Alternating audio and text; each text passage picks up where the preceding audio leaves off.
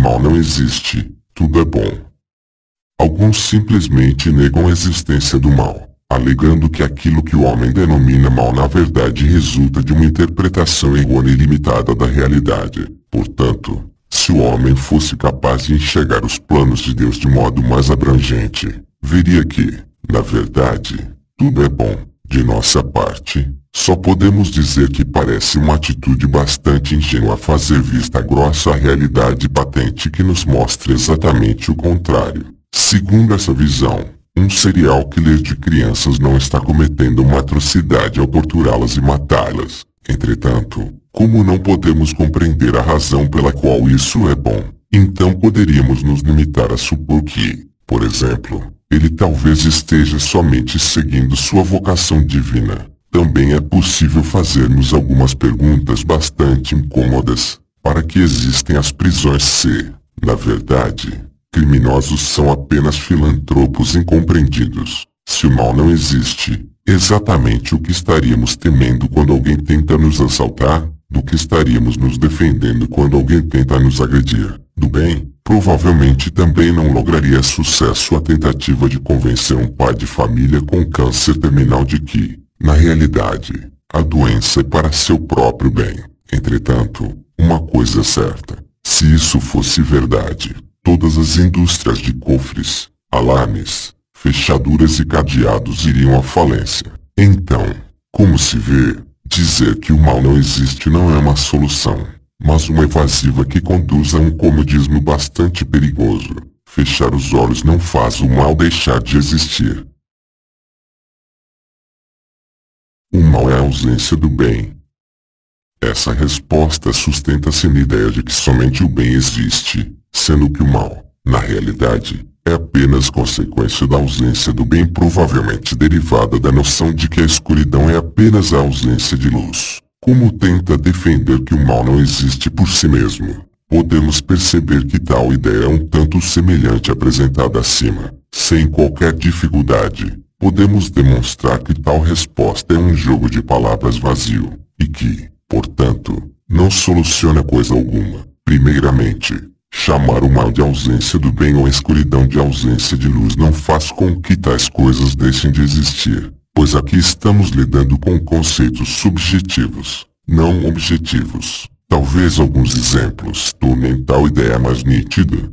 A tristeza não existe, é somente a ausência de felicidade. O amor não existe, é somente a ausência de ódio. A paz não existe, é somente a ausência de conflitos. O prazer não existe, é somente a ausência de sofrimento. A pobreza não existe, é somente a ausência da riqueza. O albinismo não existe, é somente a ausência de melanina. A AIDS não existe, é somente a ausência de sistema imunológico. Isso torna óbvio quão facilmente podemos reformular a maneira como as palavras são apresentadas de modo a colocar a existência de uma coisa como subordinada de outra. Poderíamos também dizer que o bem é a ausência do mal. Essa afirmação é igualmente bem justificada, pois se baseia na mesma lógica e certamente não temos motivos para julgar que a primeira é mais coerente, senão pela nossa notável simpatia pela bondade. Por fim, também não poderíamos deixar de notar que,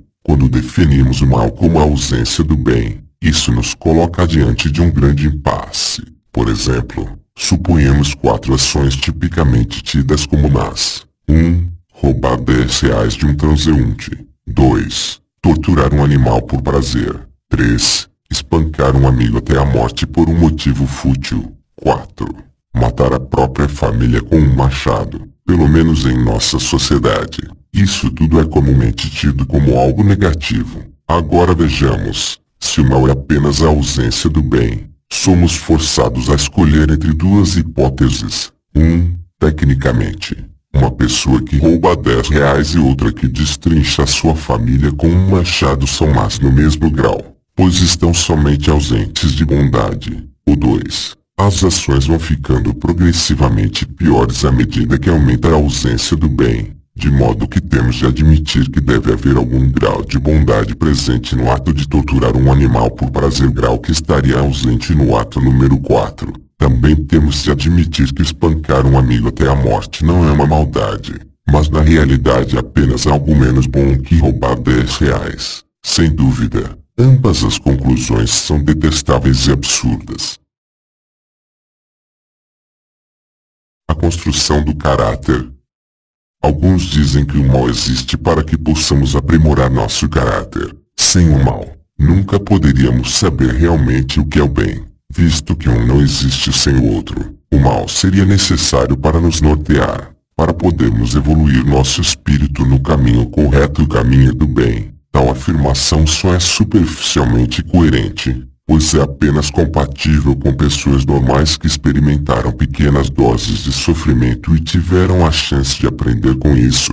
Contudo, ela falha em explicar coisas como a razão pela qual bebês morrem com 2 meses de idade. Ora, eles sequer têm um caráter para ser evoluído. Nem mesmo sabem o que a palavra caráter significa, sem mencionar que nunca terão a chance de crescer para então escolher entre o bem e o mal. Essa resposta também não é compatível com a existência de acidentes letais. Afinal, em que serve ao caráter de uma pessoa sofrer um acidente e ser instantaneamente transformada em uma massa vermelha e disforme? Isso não faz o menor sentido. Um amontoado de vísceras retorcidas não possui caráter para ser melhorado. Ademais, é simplesmente injusto permitir que um acidente tire a vida de uma pessoa inocente, fazendo dela um bode expiatório, apenas para que isso sirva de lição aos outros indivíduos. Se refletirmos um pouco mais acerca dessa resposta, veremos que começam a insinuar-se muitas perguntas bastante embaraçosas. Se Deus é onipotente e bondoso,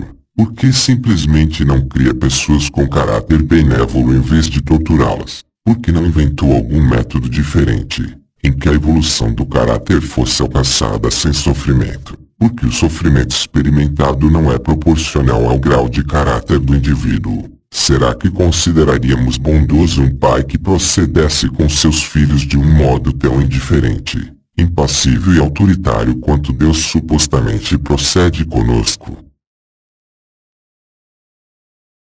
O bem não pode existir sem o mal. Essa afirmação talvez seja válida no estreito sentido de que tendemos a valorizar mais o bem depois de passarmos por experiências ruins. Nessa perspectiva, trata-se de um argumento análogo à deconstrução do caráter, em que, devido ao sofrimento experimentado pelos indivíduos, surgem em contrapeso os sentimentos e valores tidos como elevados valores de caridade, benevolência, compaixão, altruísmo, solidariedade, etc. Mas aqui se levanta um inconveniente. Não é exatamente devido ao sofrimento que tais coisas são tidas como virtudes. Ora, o raciocínio claramente está invertido, pois é certo que julgaríamos insana uma pessoa que maltratasse seus amigos só para depois lhe possibilitar a prática da ação virtuosa que é perdoar. Não parece lógico o raciocínio de que é algo bondoso infligir sofrimento para que, com isso, a virtude e a bondade sejam fomentadas. O fato é que, sem a existência do mal, a valorização das virtudes humanitárias do bem não tem razão de ser, pois estas surgem como sua consequência. Portanto, o que podemos concluir não é que o bem não pode existir sem o mal, mas que o bem não é necessário sem o mal. Ademais, se não admitirmos que o bem pode existir sem o mal, chegamos à conclusão de que 1. Se Deus não é mau, também não é bom. O 2. Se Deus é bom, também é mau. Desse modo, se podemos admitir a existência de um Deus exclusivamente bom, que não possui a necessidade de um mal correlato à sua bondade, porque tal regra deveria ser diferente para os humanos. Se Deus é onipotente e bondoso, simples, não deveria